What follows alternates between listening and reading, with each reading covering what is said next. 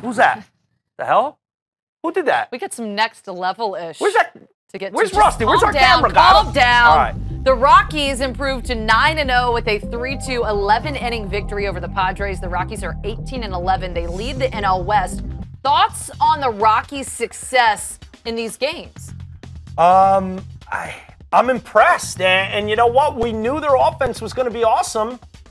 I guess I shouldn't be so surprised. Obviously, you look at what they've been able to do, scoring a lot of runs, sure, that's great. But when you get yourself in 3-2 games like this, when you get yourself in any sort of tight game, and the bullpen has been as great as they have been mainly because of that guy, with all his experience coming over from Kansas City and those tight games he had, now all of a sudden you go to a place where we just don't think of pitchers succeeding, and Greg Holland has been as good as he's been.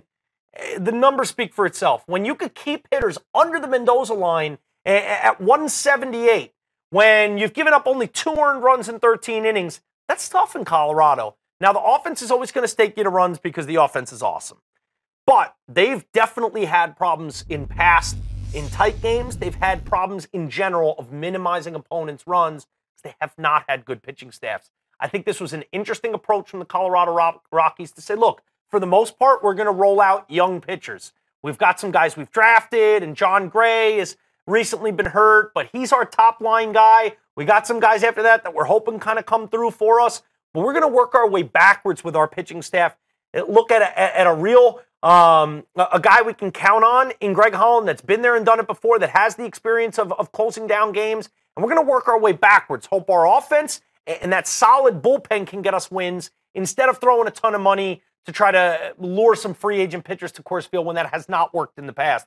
I like this formula. I think it's impressive that it's working. And if they continue along what we've seen here, you're not going to be undefeated in one-run games. But if you can be head and shoulders above 500 in one-run games and work your way backwards with a strong bullpen, it gives everyone organizationally a lot of confidence. And I think Greg Holland is doing that for the Rockies right now.